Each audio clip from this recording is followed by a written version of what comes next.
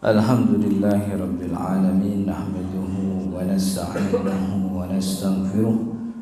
Allahumma salli wa sallim wa barik ala sayyidina Muhammadin, amma ba'du.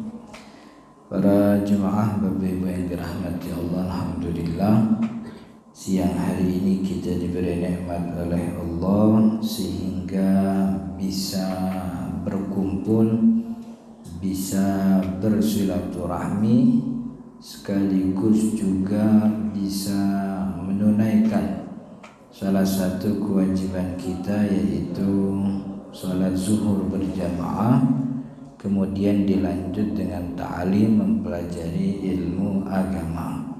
Kita berharap dan berdoa kepada Allah, mudah-mudahan apa yang kita pelajari jadi ilmu yang bermanfaat, sekaligus jadi tambahan amal ibadah kita di akhirat. Amin ya rabbal alamin. Para jemaah Bapak Ibu yang dirahmati Allah, kita lanjutkan apa yang kita pelajari dari pertemuan sebelumnya. Sekarang masuk bab sholat. Jadi tentang taharah alhamdulillah sudah selesai. Bagaimana caranya mengangkat hadas sudah kita pelajari. Bagaimana caranya menghilangkan najis sudah kita pelajari. Lalu bagaimana kemudian ketika air tidak ada diganti dengan apa, kita juga sudah pelajari. Jadi pertemuan kali ini Bapak Ibu yang dirahmati Allah masuk bab baru, yaitu tentang sholat. Begitu. Pertama tentu definisi daripada sholat itu sendiri. Jadi secara bahasa sholat itu artinya doa. Secara bahasa. Jadi secara bahasa sholat itu artinya doa. Ada ayat Allah Subhanahu wa ta'ala yang mengatakan, khudh min amwalihim shadaqatan tutahhiruhum wa tuzakkihim biha wa sholli alaihim. Khudh min amwalihim, dan ambillah dari harta mereka, orang muslim itu, sebagai zakat. Tutahhiruhum, itu zakat mensucikan jiwa mereka. Wa tuzakkihim, dan membuat mereka menjadi bersih dari kewajiban harta. Wa sholli alaihim, wa sholli, dan sholat. Secara bahasa sholli itu artinya berdoa, dan doakanlah mereka. Inna sholataka sakanun lahum, karena doamu wahai Rasul sakanun lahum, itu memberikan ketenangan kepada mereka. Jadi sholat itu artinya secara bahasa doa. Makanya dulu ada pendapat dari beberapa ulama, boleh enggak kalau kita mensolatkan orang tua kita yang sudah meninggal? Maksudnya orang tua udah meninggal punya utang, itu disolatin apa enggak tuh? Boleh enggak kalau kita sholat?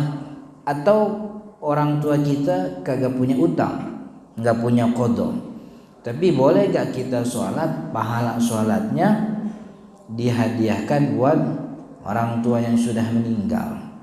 Itu sebahagian ulama Syafi'i membolehkan itu. Itu kemudian dinamakan sholatul unsi. Namanya sholatul unsi. Ini sholat sunnah yang jarang orang tahu. Karena dulu Nabi Muhammad kan pernah ditanya, ya Rasul, orang tua saya udah meninggal, lalu gimana biar saya bisa an ubirra lahuma, saya bisa berbuat baik, jadi al-waladul bir gitu, jadi anak yang berbakti sama orang tua kalau udah meninggal, gimana? Kata Nabi Muhammad SAW, salah satu perintahnya kan gitu, salah satu perintahnya istaghfirillaha lahum wassalatu alaihima, mintalah ampun kepada Allah lahuma untuk kedua orang tuamu, wassalatu lahuma dan salat untuk keduanya. Nah, salat yang dimaksud dalam hadis ini nih kemudian jadi perdebatan oleh ulama. Yang dimaksud salat nih apa salat secara bahasa, artinya doa, apa salat secara istilah, kan begitu. Karena kalau ini salat yang menyebutnya Nabi Muhammad, yang nyebutnya Al-Quran, maka maknanya tuh dibawa ke makna syariat, kagak cuman dimaknain secara bahasa. Kalau secara bahasa ya iya, ini namanya doa. Jadi cara orang berbakti kepada orang tua disebutkan oleh Nabi salah satunya as-shalah, diartikan doa. Tapi boleh gak kalau kita artikan sholat itu ya sholat, takbiratul ihram, ruku, begitu, boleh juga. Karena kalimat sholatnya disebutkan oleh pembawa syariat, maka kata-kata yang keluar dari si pembawa syariat, baik dari Al-Quran atau hadis Nabi Muhammad, maka maknanya itu dimaknai secara makna syariat, gitu, tidak lagi dimaknai secara bahasa. Makanya ada kesunahan namanya sholatul unsi, sholat uns, sholat yang dihadiahkan pahalanya untuk si mayit, almarhum, orang tua kita, siapa aja sebenarnya, orang tua kita, guru kita, tetangga kita. Kita punya teman, kita mau ngasih hadiah pahala sholat, ya boleh, nggak apa-apa. Walaupun kesunahan ini tidak disepakati oleh kebanyakan ulama, begitu. Jadi sholat secara bahasa artinya doa. Dalam hadis Nabi Muhammad mengatakan, idza du'iya ahadukum falyujib fa in kana sha'iman falyusalli. Kalau kalian diundang oleh salah seorang di antara kalian yang diundang hajatan, walimah, begitu, falyujib, maka datang, jawablah undangan tersebut. Wa in kana shaiman, tapi kalau yang diundang ini lagi puasa, falyusalli, maka cukuplah dia berdoa. Jadi datang, tetap datang, tapi gak usah makan, begitu, karena lagi puasa. Cukuplah falyusalli, maka cukuplah dia bersolat. Bersolat di sini maksudnya secara bahasa artinya berdoa. Jadi bukannya solat, begitu ya, bukannya solat orang lagi walimah kemudian kita solat, bukan begitu. Jadi cukup berdoa. Jadi itu secara makna bahasa. Jadi solat itu secara bahasa artinya doa. Wafil istilahi, dan secara istilah, artinya secara makna syariat. Kalimat sholat ini artinya apa? Kata sholat ini artinya apa? Kata ulama, sholat itu aqwalun wa af'alun muftatahatun bitakbir muhtatamatun bitaslimi ma'an niyati bisyara'ita makhsusah.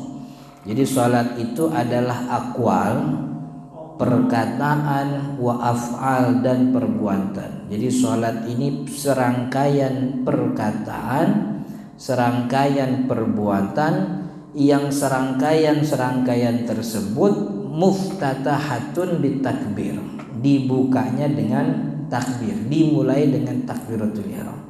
Berarti sebelum takbiratul ihram itu namanya bukan salat. Maka karena namanya bukan sholat, sebelum takbiratul ihram orang nyanyi lagu Indonesia Raya boleh, gitu, boleh, nggak apa-apa. Karena bukan sholat. Maka itu kalau nyanyi Indonesia Raya aja boleh, apalagi orang yang kemudian doa. Kan ada orang-orang yang mempermasalahkan, ada tuh kalau di kampung di pinggir-pinggir nih, imam sebelum takbir dia baca qul a'udzu birabbil falaq, qul a'udzu birabbin nas. Ada orang nanya, masih boleh nggak Ustaz itu qul a'udzu birabbil falaq, qul a'udzu birabbin nas? Ya boleh, nggak apa-apa. Jangankan qul a'udzu birabbil falaq, orang nyanyi Indonesia Raya aja boleh sebelum takbir mah kan begitu. Tapi ada nggak riwayatnya? Riwayatnya sih ada bahwa Nabi Muhammad meminta perlindungan kepada Allah setiap sebelum melakukan ibadah. Makanya kalau yang nyampe kepada kita riwayatnya kan Allahumma inni a'udzubika min hamazatis syayatin wa a'udzubika ayyahdurun, kan begitu tuh riwayatnya tuh. Ya Allah, aku mohon perlindungan kepadamu dari gangguan setan, dan aku mohon kepadamu untuk mereka tidak menghadiri sholatku ketika aku sholat, kan begitu. Jadi Nabi Muhammad minta perlindungan. Kalau yang namanya minta perlindungan boleh dengan doa seperti ini, tapi juga boleh dengan doa yang lain. Salah satu doa minta perlindungan itu kan qul a'udzu birabbil falaq, qul a'udzu birabbin nas, itu kan ayat minta perlindungan. Kan ya? Itu ayat yang paling mujarab itu. Karena riwayatnya Nabi Muhammad SAW turun ayat itu ketika sedang mendapat sihir. Jadi dulu Nabi Muhammad disihir sama orang Yahudi. Lupa saya namanya tuh siapa tuh. Jadi Nabi Muhammad lemes nggak bisa berdiri, kemudian turun malaikat Jibril ngasih tahu, nih ada jimatnya nih yang jadi bikin Nabi itu kagak bisa berdiri. Turun ayatnya, baca qul a'udzu birabbil falaq min syarri ma khalaq min syarri ghasiqin. Sama qul a'udzu birabbin nas, qul a'udzu birabbin nas sama qul a'udzu birabbil falaq kalau digabung jadi 12 ayat. Qul a'udzu birabbil falaq 5, qul a'udzu birabbin nas 7. Jadi 12 tuh. Kata malaikat Jibril, nih jimatnya ada di sumur Fulan bin Fulan. Ini Fulan bin Fulan sahabat Nabi punya sumur.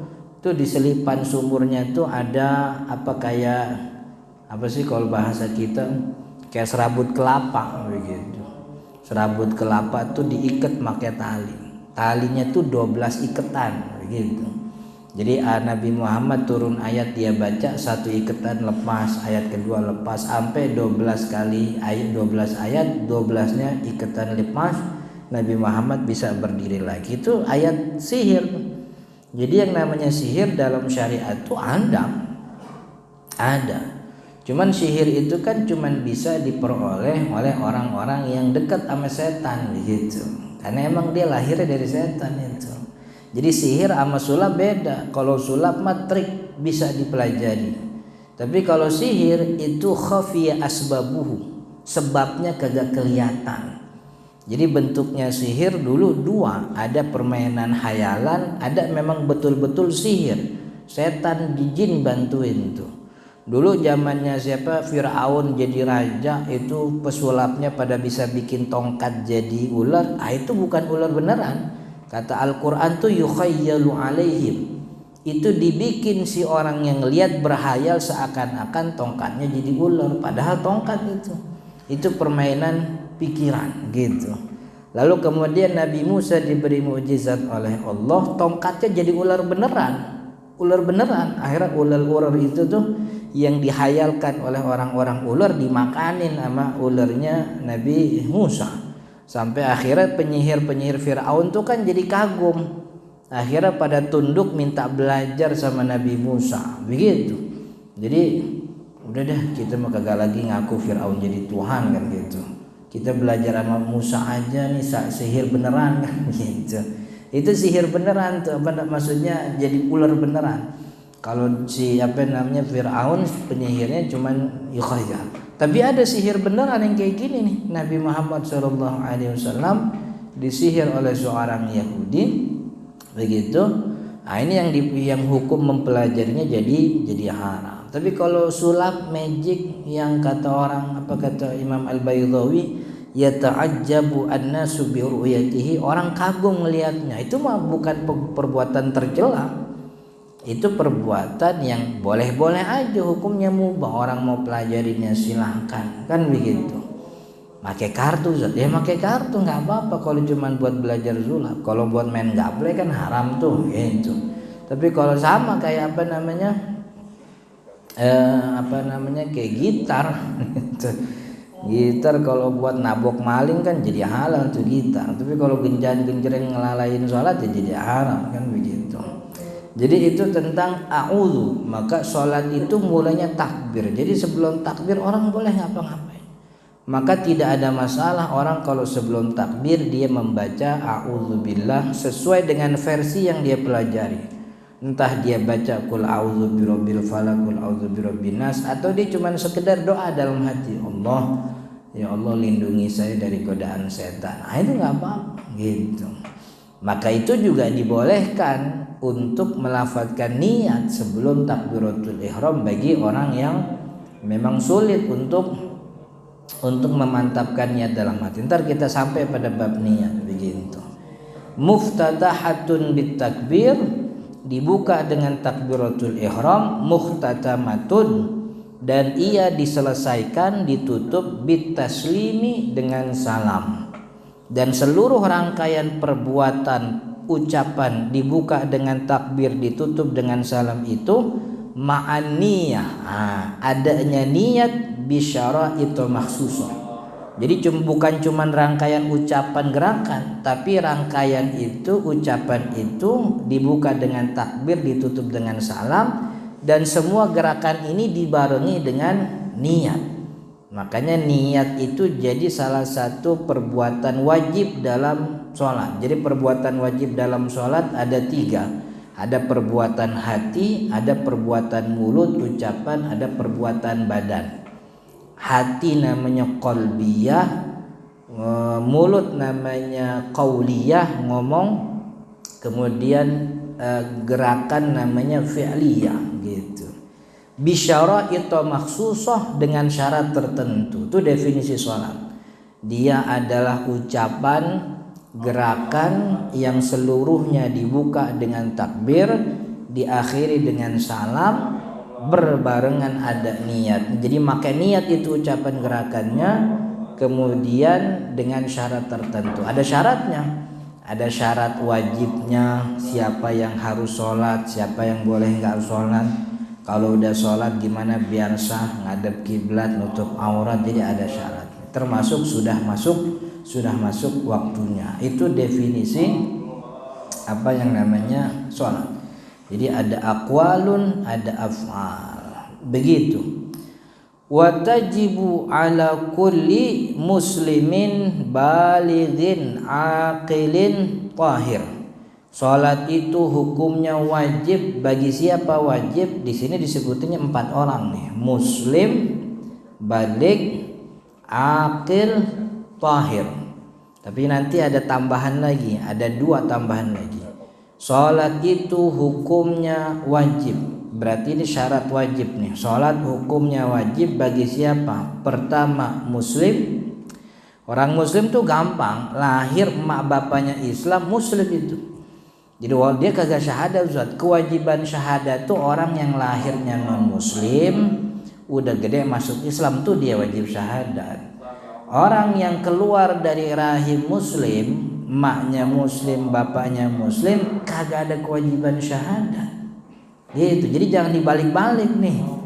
Ini kan ada nih orang baru ikut ngaji, syahadat dulu ente, itu belum pernah syahadat, bang. Kewajiban syahadat itu orang non muslim masuk Islam, atau orang murtad balik kepada Islam. Orang yang lahir dari rahim keluarga muslim, bapaknya Islam, ibunya Islam, nggak ada kewajiban syahadat, nggak ada. Jadi yang wajib syahadat itu orang non muslim atau orang murtad balik ke Islam. Jadi sholat itu wajib bagi muslim. Berarti muslim itu kemudian balik, orangnya sudah dewasa. Apa standar dewasa? Standar dewasa itu ada 3. Balik nih standarnya 3. Pertama, make tanda badan, yaitu keluarnya air mani. Yang kedua, keluarnya darah haid. Yang ketiga, make umur. Yang pertama, keluarnya air mani. Syaratnya minimal umur 9 tahun. Jadi kalau belum 9 tahun, tabrakan ini anak, kecelakaan, keluar air maninya belum 9 tahun, itu bukan tanda balik. Karena minimal keluar air mani minimal 9 tahun. Kalau kurang 10 hari, lebih kira-kira begitu, lebih 10 hari. Jadi 9 tahun. 9 tahun belum keluar, 10 tahun belum keluar, sampai umur berapa? 13 tahun. 13 tahun keluar air mani, apapun caranya. Baik itu dia mimpi basah, baik itu dia karena kelelahan, baik itu karena apa aja caranya. Pokoknya kalau keluar air mani itu balik, berarti udah dewasa, udah balik. Minimal 9 tahun. Kalau sampai 9 tahun gak keluar, 10 tahun gak keluar, 11 tahun gak keluar, sampai berapa tahun dikatakan balik? Sampai 15 tahun. Qamariyah. Itu yang tadi kita sebut 9 tahun juga 9 tahun qamariyah. Jadi kalau kita punya anak, punya adik nih gitu ya. Ini ilmu fardu ain ini, kudu tahu tanda balik. Karena kan kita punya anak laki. Kalau nggak punya anak laki ya kita punya adik laki-laki. Kalaupun nggak punya adik laki-laki kan kita juga punya tetangga laki. Takutnya dia nanyain kan gitu. Kalau tetangga juga jarang, itu tukang parkir di Indomaret kan juga laki-laki biasanya. Kali dia nanyain kan gitu kita tahu. Jadi tanda balik itu 9 tahun minimal keluar air mani. Gitu. Kalau nggak keluar juga, maka batas balik itu 15 tahun qamariyah. 15 tahun itu laki-laki itu. Jadi keluar air mani atau sampai 15. Kalau udah sampai 15 tahun qamariyah, walaupun kagak keluar air mani, udah balik. 15 tahunnya qamariyah. Makanya kita punya anak konversi tuh tanggal lahirnya. Dia lahir tanggal berapa tuh? Tanggal 5 Februari tahun 2000 sekian. Coba dikonversi. Ketemu nih ini tanggal 7 bulan Rajab 14 sekian. Nanti sampai tambahin 15 tahun tuh tanda balik tuh gitu. Kalau yang kedua keluar darah haid itu perempuan, itu juga sama tuh, minimal keluar darah haid umur 9 tahun. Kalau belum 9 tahun udah keluar darah, itu bukan darah haid, itu darah penyakit. Bisa aja kan dia jatuh dari tangga, dia ketabrak misalnya, kemudian darahnya keluar belum 9 tahun, itu bukan tanda balik. Jadi tanda balik keluarnya darah secara normal dari rahim di umur di umur orang layak haid dari mulai 9. Kalau 9 belum keluar air mani, enggak juga darah haid, maka maksimalnya 15 tahun, sama 15 tahun. Jadi kalau anak udah 15 tahun qamariyah itu udah balik, wajib sholat begitu. Jadi sholat itu wajib bagi orang muslim, orang balik, akil, dan orang yang berakal. Jadi akalnya bekerja dengan baik. Kalau orang sudah tidak berakal lagi, badannya masih hidup, tapi otaknya udah tidak berfungsi. Beberapa orang yang punya penyakit kan begitu. Akhirnya udah gak kenal lagi, anaknya gak kenal, udah lemah begitu. Ya itu jadi ladang amal buat anak-anaknya aja. Orangnya nggak usah diajak sholat, emang udah nggak wajib sholat. Karena wajib sholat tuh bagi yang berakal. Kan gitu. Kadang-kadang tetangga kita, keluarga kita punya anak yang punya kelainan, kan ya. Karena tidak mungkin pengetahuan kewajiban sholat diberikan kepada orang yang seperti itu, kan ya. Apa sih namanya? Macam-macam lah namanya tuh. Diajak sholat emang ngerti? Enggak ngerti. Maka kalau kita katakan orang ini udah 20 tahun Ustaz, emang cuman rada PA orangnya kan begitu, emang otaknya nggak jalan, masa iya kita bilang dia dosa? Jangankan dosa, tahu kewajiban aja nggak ngerti dia. Maka ini tidak dikatakan berakal begitu. Jadi orang yang muslim balik berakal tahir. Tahir itu maksudnya suci daripada hadas. Yang dimaksud tahir ini siapa? Terbebas daripada haid dan nifas. Jadi kalau orang haid mah nggak wajib sholat, orang nifas nggak wajib sholat, begitu. Jadi muslim balik akil tahir, orang muslim dewasa berakal suci. Ada yang keenam nih, tambahan dari kelima tambahan dari Imam Nawawi. Kata Imam Nawawi, dia adalah orang yang sudah tahu kewajiban sholat, artinya sampai kepada dia dakwah gitu. Dia muslim nih, dewasa, berakal, suci daripada hadas, cuman kagak ada yang ngajarin sholat wajib, nggak ada. Mak bapaknya kagak sholat, ngerti syariat juga enggak, tinggal di tetangga yang kiri kanan, kewajiban sholat juga nggak peduli, jauh daripada pusat peradaban, maksudnya daripada pusat komunitas muslim, tinggalnya di luar negeri misalnya, atau di tengah hutan misalnya, kewajiban sholat dia kagak ngerti, maka nggak wajib sholat. Kapan wajib sholat? Dikasih tahu dulu, didakwahin dulu, diajarin iman dulu, kan begitu. Ada kan orang yang muslim, lahir dari orang tua muslim, ibu muslim, ibu muslimah, bapak muslim, tapi tidak dididik dengan syariat Islam. Sampai-sampai sholat wajib dia nggak tahu.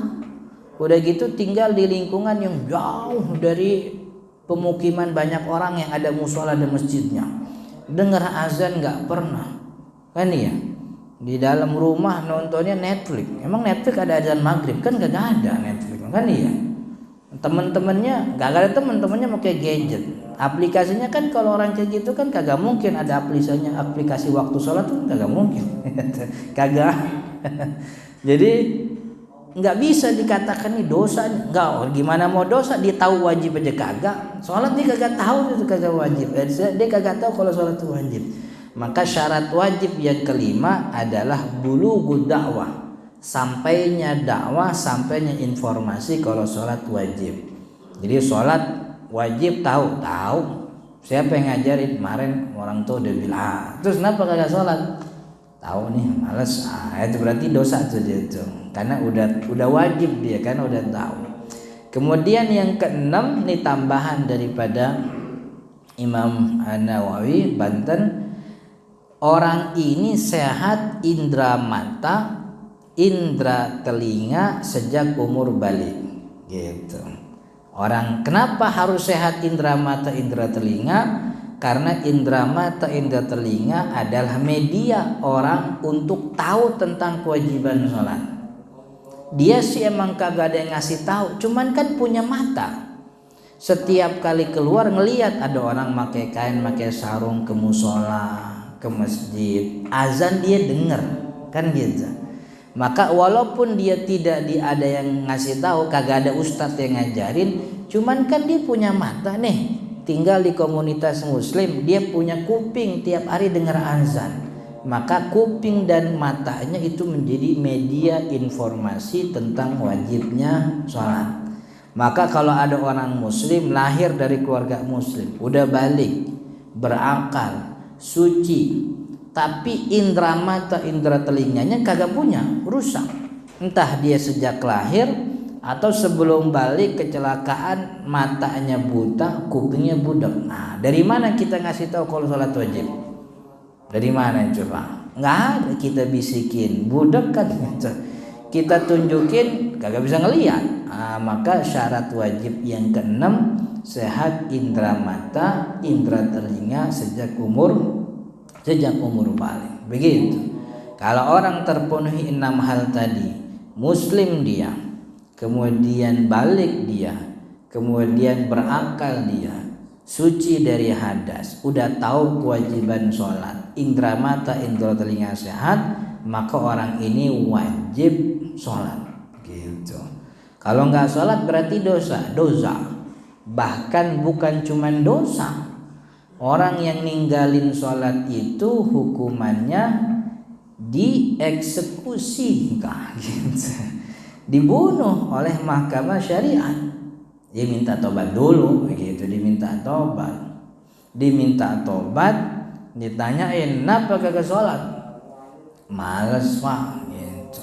Kan banyak banget tuh alasan orang kagak sholat, dari mulai males, apalagi masjid jauh, nggak ada air wudhu, kagak bawa peci gitu, jalanannya becek, banyak alasannya, nanggung gitu, banyak alasannya. Itu kalau dia yakin sholat wajib tapi dia tidak mengerjakan, lalu kemudian diminta tobat pun tidak juga melaksanakan sholat, maka hukumannya yuktalu haddan, dia dieksekusi sebagai bentuk hudud.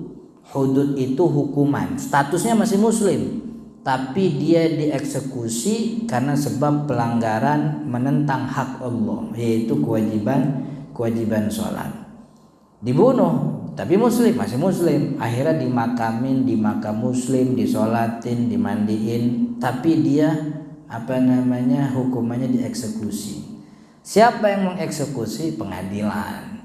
Karena kan perintah itu ada kepada Nabi. Kata Nabi Muhammad, umirtu, perintah kalimat Nabi itu umirtu, saya diperintah, bukan umirna, bukan kita, tapi saya, kata Nabi. Saya Nabi itu berposisi sebagai pemimpin dari segala hal yang berkaitan dengan muslim, termasuk administrasi dan juga kehakiman. Umirtu, saya diperintah oleh Allah, an uqatilan nas, untuk memerangi orang-orang, hatta yashhadu alla ilaha illallah, sampai mereka bersyahadat bahwa tiada Tuhan selain Allah, wa anni rasulullah, saya adalah Rasulullah, wa aqamus shalah, lalu kemudian mereka mendirikan salat, wa atuz zakah, dan membayar zakat.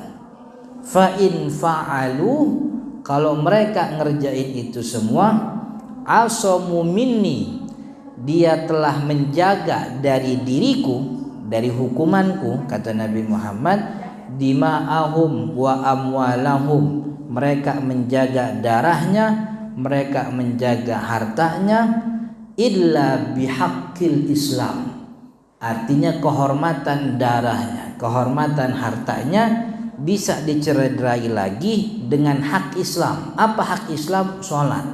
Maka kalau orang itu ninggalin sholat atau ninggalin kewajiban zakat, itu punya syariat dia tidak lagi punya kehormatan untuk dijaga darahnya. Makanya dulu zaman Sayyidina Abu Bakar, Nabi wafat. Setelah Nabi wafat, Sayyidina Abu Bakar jadi khalifah. Orang kemudian kan mulai kagak pada bayar zakat. Dianggapnya bayar zakat itu kewajiban dari Nabi. Nabi udah wafat, udah dah kagak bayar kan gitu. Akhirnya yang dilakukan oleh Sayyidina Abu Bakar apa? Bukannya dibebasin, tapi diperangi.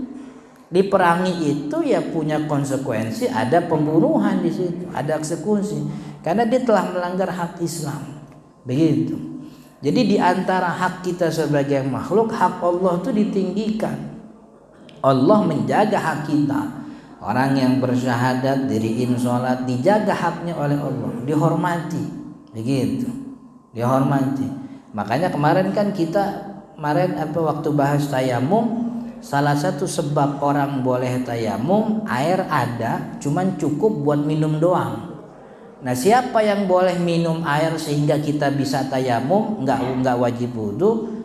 Makhluk yang punya kehormatan. Siapa yang punya kehormatan? Seluruh makhluk di atas muka bumi punya kehormatan kecuali 6 orang. Siapa yang kagak punya kehormatan? 6. Ini dia tidak punya hak asasi sebagai makhluk. Siapa itu? Anjing gila, babi, orang ninggalin sholat, pezinah, muson, udah kawin tapi zina, kemudian kafir harbi, kafir kerok, yang keenam murtad. Itu orang-orang yang mending dia kehausan mati daripada kita gagal wudu. Begitu bahasanya. Gitu. Ini omongan rada serem nih gitu. Tapi emang begitu. Jadi di atas hak kita ini ada hak Allah yang perlu kita tinggikan. Maka orang-orang yang melanggar hak Allah kagak dikasih itu sebagai haknya sebagai makhluk. Begitu. Makanya dieksekusi. Cuman yang mengeksekusi adalah mahkamah. Karena perintahnya kan buat Nabi. Nabi dalam hal ini tidak berposisi sebagai warga sipil biasa, tapi Nabi sebagai pemimpin umat yang mengurus segala hajatnya, termasuk sengketa, termasuk pelanggaran syariat, termasuk orang lapor berzina kan kagak bisa langsung dicambuk, yang nyambuk ya kudu pemimpin Nabi Muhammad. Dan Nabi Muhammad sepanjang sejarah belum pernah merajam orang zina kecuali 2 orang doang, 2 orang gitu. Jadi orang kalau timbang lapor sama Sayyidina Abu Bakar aja kagak dieroin, apa bahasanya kagak dipeduliin gitu.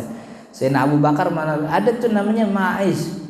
Dulu ada Maiz lapor sama Sayyidina Abu Bakar, Abu Bakar, saya berzinah nih begitu. Kata Sayyidina Abu Bakar, tub ilallahi summastatir. Udah tobat sama Allah, tutupi aibmu, udah jauh-jauh dari aneh. Nah, gitu.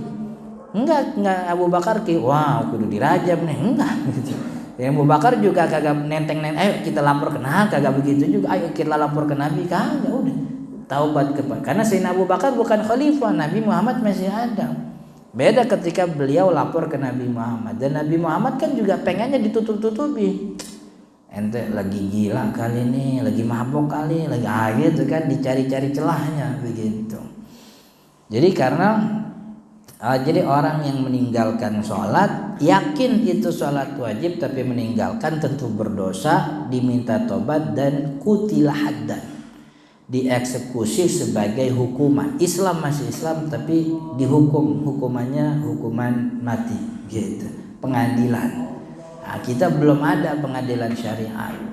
Syariat kita yang udah jadi undang-undang tuh cuma 2, zakat sama wakaf.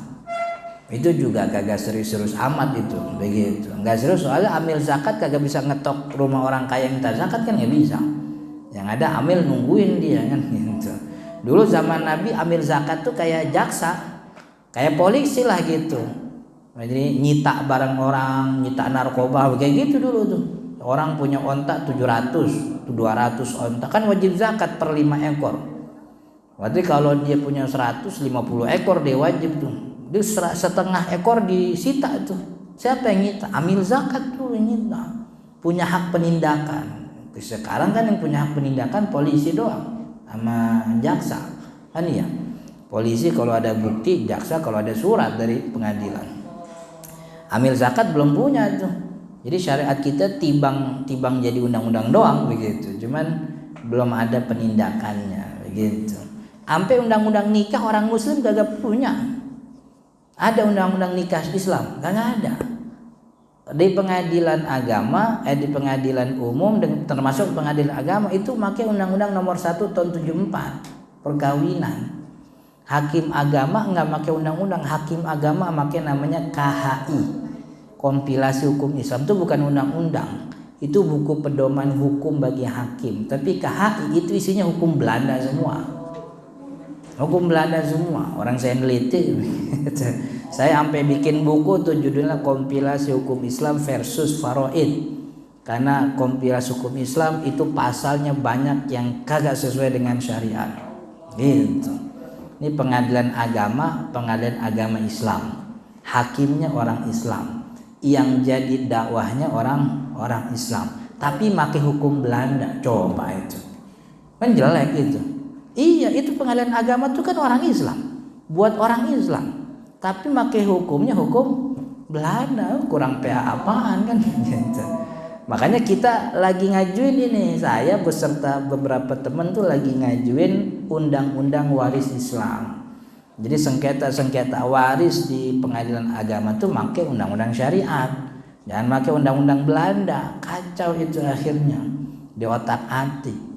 Gitu. Soalnya dari dulu ya emang masalah klasik sih ya, syariat Islam tuh dijelek-jelekin dari dulu. Hukum undang-undang Islam tuh tidak berkeadilan. Syariat Islam tuh ganas. Nyuri potong tangan gitu. Padahal nyuri potong tangan tuh bagus. Orang kalau tahu bakal dipotong tangannya kalau dia nyuri kan nggak bakal potong tangan, nggak bakal nyuri dia. Orang yang bilang hukuman potong tangan buat pencuri itu ganas, berarti emang niat nyolong itu. Emang udah nyolong jangan-jangan gitu. Coba. Orang kalau tahu dia bunuh bakal dibunuh, kagak ada yang berani bunuh-bunuhan. Tahu nih bunuh bakal dibunuh lagi di kisos, enggak ada yang berani bunuh. Oh, kemarin nembak seorang 3 bulan belum beres sampai sekarang. 3 bulan udah ketahuan nih yang nembak siapa, kan gitu. 3 bulan pakai cincang sono, nah gitu. Capek urusan. Duit negara habis coba 3 bulan buat konstruksi kagak ada hukumannya. Yang ada cuma tampil doang di TV. Kita ngasih nih, kita bikin resep ini kasih, kagak mau diambil juga. Begitu. Itu kalau dia ngerti, tahu wajib tapi gagal sholat. Tapi bagaimana Ustaz kalau dia emang kagak yakin sholat wajib? Kalau orang sholat kagak yakin sholat wajib, maka hukumannya pertama dia jadi murtad, jadi kafir. Karena mengingkari kewajiban, yang mana kewajiban ini maklum minad dini bid-darurah. Kewajiban agama yang memang harus diketahui. Dan memang tanpa pelajari orang udah tahu sholat itu wajib. Kalau ada orang yang kagak sholat, jadi kan ada yang tadi sholat nggak sholat nih, tapi yakin kewajiban, cuman males, maka dosa. Muslim dieksekusi, dimakamin maka muslim. Tapi kalau dia mengingkari sholat, nggak sholat gara-gara nggak yakin kewajiban, mengingkari kewajiban, kayaknya mah sholat kagak wajib nih. Kan ada tuh orang muslim kayak gitu tuh. Banyak itu, belum ketemu saya aja dia gitu. Itu banyak itu kayak gitu. Tahu sholat tapi kayaknya sholat nggak wajib. Itu murtad itu begitu. Murtad itu. Hukumannya apa Ustaz kalau murtad? Dieksekusi. Cuman kalau yang tadi dieksekusinya secara haddan, hukuman orangnya masih muslim. Yang ini dieksekusi murtaddan, sebagai orang murtad. Jadi non muslim, mandiin, jangan, kafanin, kagak usah digeletakinnya begitu. Biar jadi dia wafat dalam keadaan non muslim. Ya tentu kan diminta tobat, masuk ke pengadilan. Ini pengadilan syariat begitu ya. Kita belum punya pengadilan syariat. Ya mudah-mudahan kan begitu. Datang ini dia ke pengadilan, tanya, "Kenapa kagak sholat?" "Sholat nggak wajib Pak." "Yakin sholat nggak wajib?"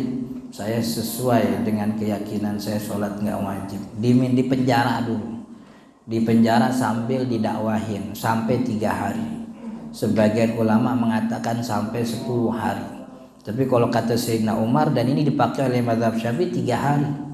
Hari ketiga dipanggil lagi di sidang, masih tetap pada pendiriannya, eksekusi.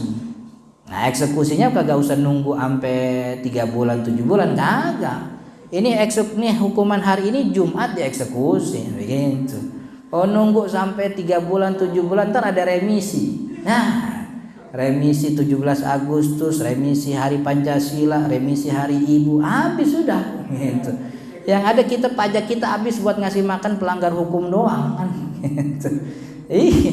Udah gitu tobat kan gitu, dia tobat. Akhirnya mengajukan apa sih namanya tuh, minta peringanan ya. Gitu. Jadi di atas hak manusia ada hak Allah yang wajib kita jaga begitu. Itu kalau orang yang meninggalkan kewajiban. Jadi sholat wajib muslim, balik, berakal, suci dari hadas, tahu kewajiban sholat, dan juga sehat indera mata, indera telinga sejak balik. Fala qada'a ala kafirin, tapi orang kafir tidak wajib qada. Kalau orang kafir masuk Islam, insya Allah tentang qada sholat nih minggu depan. Mudah-mudahan kita bisa ketemu lagi di pertemuan akan datang minggu depan tentang kewajiban, tentang qada sholat. Apakah memang wajib? Kalau qada sholat wajib, bagi siapa qada itu dilaksanakan? Insya Allah di pertemuan yang akan datang. Mudah-mudahan bermanfaat. Sebelum ditutup, ada pertanyaan? Kalau ingin tanya silahkan.